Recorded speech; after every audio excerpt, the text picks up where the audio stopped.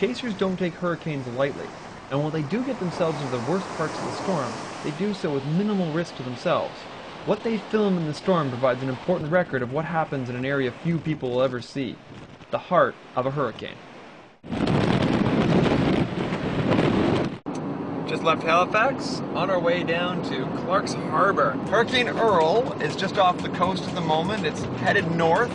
Now, the forecast this morning has the cone of uncertainty, which is the area that they think the eye will pass through almost directly over top of our target zone, which is perfect. At the moment, it looks like we're going to have a Cat 1 on top of us. Unlike tornadoes, which hit a very, very tiny area, hurricanes hit huge, huge areas.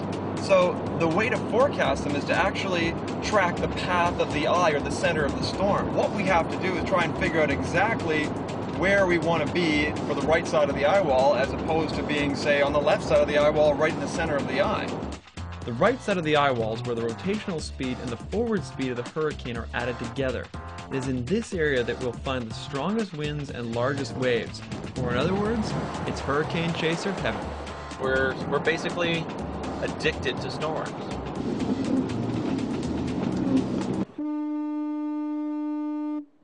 This is wild!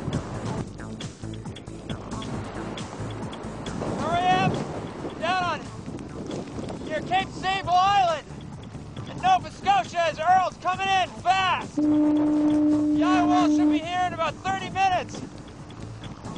Wind speeds are really going up. Getting in the 70, 80 kilometer an hour range right now.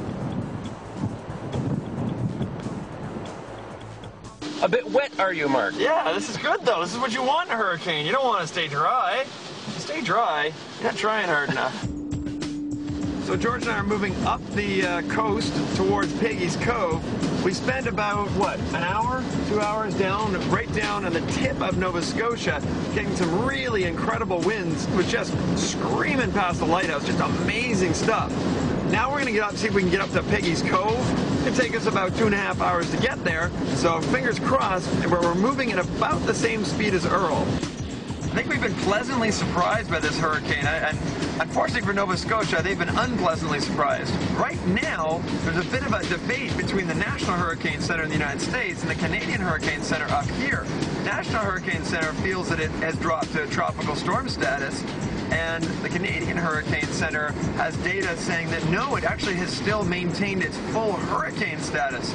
So either way, we're sitting right on that boundary between strong tropical storm and Category 1 hurricane. My vote is for hurricane. It's been a real great Atlantic hurricane, and from what I understand so far, there's been no fatalities, which is a very good thing. And it's been quite a storm to watch, especially here at Piggy's Cove. These waves are, they're probably looking at 5 to 10 meters. Hurricane Earl carved a path up the east coast of the United States, barely scraping past places like Cape Cod, only to make landfall directly over top of us.